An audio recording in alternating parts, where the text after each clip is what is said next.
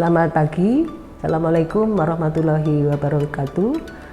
Topik kita hari ini kita akan mendiskusikan dasar-dasar dari DNA damage, DNA repair, di mana kedua istilah ini akan bagian mendasar sebelum kita memahami mekanisme terjadinya mutasi.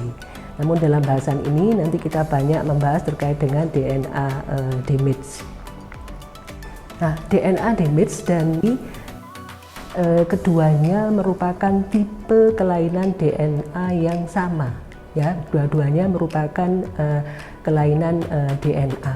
Nah, namun demikian secara fundamental antara DNA damage dan mutasi itu berbeda, ya.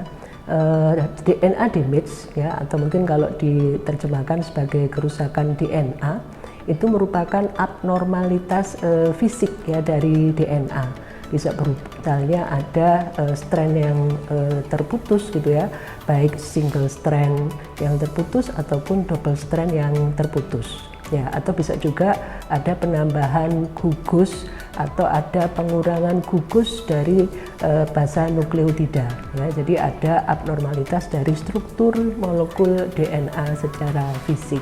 Nah, itu adalah DNA damage atau kerusakan DNA. Nah, sedangkan mutasi itu adalah perubahan urutan basa pada DNA. Jadi urutan basa pada DNA. Namun tidak ada kelainan atau abnormalitas di dalam perubahan fisiknya. Jadi yang berubah adalah urutan basa nukleotidanya. Tentunya dibandingkan dengan yang wild type. Nah, satu lagi, bahwa mutasi itu tidak bisa dikenali oleh enzim yang ada di dalam sel. Sedangkan DNA damage itu suatu sistem atau suatu kelainan dari DNA yang bisa dikenali oleh enzim. Dikenali ini maksudnya adalah bahwa di dalam sel itu sudah disiapkan mekanisme untuk memperbaiki DNA yang disebut dengan DNA repair. Ya, sehingga kaitannya antara DNA damage dengan mutasi itu sangat erat sekali. Jadi DNA damage itu bisa kembali pulih menjadi DNA yang normal dengan bantuan mekanisme repairing enzim, DNA repairing enzim. Nah, namun bila enzim-enzim untuk DNA repairing ini mengalami kegagalan atau tidak mampu untuk mengembalikan DNA damage, nah baru kemudian DNA damage ini akan berlangsung menjadi mutasi. Nah, bila sudah ada mutasi, nah maka mutasi ini tidak dapat di-repair. Nah, DNA damage, ya, DNA damage ini merupakan natural fenomena, jadi fenomena alami, ya. Penyebabnya bisa berasal dari faktor eksternal, dari faktor environment, bisa juga berasal dari faktor internal. Faktor internal ini proses-proses metabolit yang ada di dalam sel. Jadi kecepatan DNA damage untuk setiap sel, dalam satu sel setiap harinya itu terjadi 1000 sampai 1.000.000 kelainan DNA, ya, setiap harinya. Sehingga kalau dihitung, kalau genom manusia itu bahasanya adalah sebanyak 6 billion gitu, ya. Bila ada kerusakan DNA itu sebenarnya hanya kecil sekali. Namun demikian, bila kerusakan DNA, kalau dalam istilahnya ini disebut dengan lesion, ya, unrepaired lesion, itu tidak segera diperbaiki, terutama pada gen-gen yang urgensinya tinggi seperti tumor suppressor gen, maka unrepaired atau DNA damage yang tidak diperbaiki ini akan menghambat kemampuan sel untuk menjalankan fungsi-fungsi normalnya, ya, sehingga potensi untuk terjadinya tumor. Ya, karena itulah meskipun DNA damage frekuensi kejadiannya kecil, namun harus segera diperbaiki, ya, agar tidak berlanjut ke event mutasi. DNA damage, ya, yang gagal diperbaiki ini akan menghambat transkripsi, ya, menghambat replikasi, ya, kemudian mengarah pada mutagenesis. Nah, pada manusia DNA damage ini bisa ditunjukkan ya adanya kelainan yang diturunkan ya, juga karsinogenesis itu juga salah satu fenomena ya, salah satu fenomenanya bisa dijelaskan dari DNA damage. Demikian juga dengan mekanisme aging. Ya, sumber DNA damage ya, sumber DNA damage bisa berasal dari endogenous damage. Endogenous damage ini istilah lainnya disebut juga dengan spontaneous agent. Jadi agent spontaneous artinya bahwa damage ini asalnya adalah dari dalam sel itu sendiri ya, seperti radikal spesies atau reaktif oksigen spesies yang memang secara normal itu dihasilkan secara metabolisme.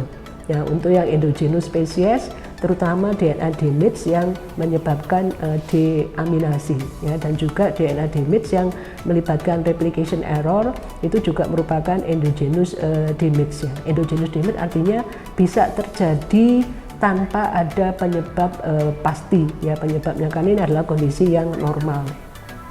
Nah, di sisi lain endogenous maka ada exogenous damage DNA. Jadi exogenous damage DNA ini adalah kerusakan DNA karena ada chemical agent yang berasal dari luar tubuh atau dari luar sel, seperti paparan sinar UV, ya, radiasi, kemudian bahan-bahan mutagenik atau bahan-bahan yang dipakai untuk kemoterapi atau radioterapi pada case cancer. Ya, itu akan menyebabkan exogenous damage. Nah, ini adalah beberapa sumber, environmental sumber untuk terjadinya DNA damage. Nah, berikutnya DNA damage endogenous ya, mekanismenya. Ini salah satu mekanismenya adalah berdasarkan pada terjadinya replication error. Jadi replication error ini adalah kondisi di mana error ini tidak sempat atau tidak mampu diperbaiki oleh polimerase pada saat sel tersebut melakukan replikasi. Ya, sehingga ini terjadi mispairing, replication error. Nah, selanjutnya juga masih replication error yang kita sebut sebagai strand slippage. Berikutnya lagi ini juga mekanisme slippage ya tadi yang menyebabkan spontaneous damage. Berikutnya juga pada peristiwa crossing over, bila terjadi unequal crossing over, ini juga merupakan salah satu mekanisme terjadinya spontaneous damage. Nah, berikutnya adalah spontaneous damage juga.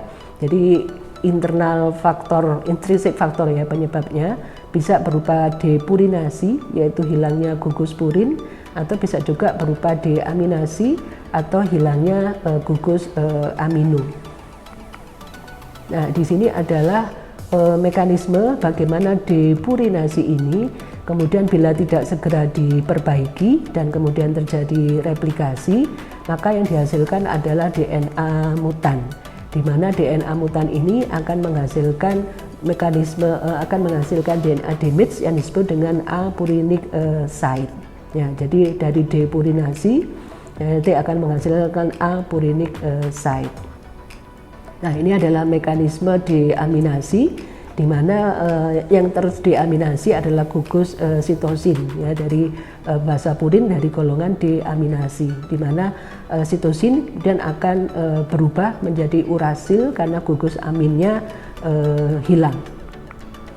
Nah, beberapa mutasi yang sebabnya atau damage yang disebabkan karena faktor eksternal ya. Berikutnya juga faktor eksternal yang menyebabkan menghasilkan ya adanya analog dari basa nukleotida. Ya, dalam hal ini adalah timin biasanya mempunyai analog yang disebut dengan bromo-urasil.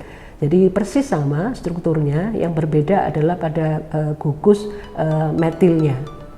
Ya, namun secara keseluruhan sama, sehingga sel bisa mengenali bromo-urasil ini akan dikenali akan dipasangkan ya dengan guanin ya, yang biasanya mestinya pasangannya secara normal pasangannya adalah adenin ya, namun demikian sel mengenalinya dan dipasangkan dengan guanin, sehingga ini disebut dengan ada salah memasangkan. Selanjutnya ini juga mekanisme bagaimana bromourasil tadi itu akan menyebabkan replication error. Beberapa chemical agent yang menyebabkan DNA damage ya seperti EMS dan beberapa bahan yang lain. Ya, untuk keperluan tersebut di sini ada di di summary beberapa basa purin ya dengan mutagennya dan juga basa purin yang sudah mengalami modifikasi dan tipe mutasi yang akan dihasilkan. Oke, demikian dasar-dasar dari DNA damage yang mendasari terjadinya mutasi DNA. Terima kasih.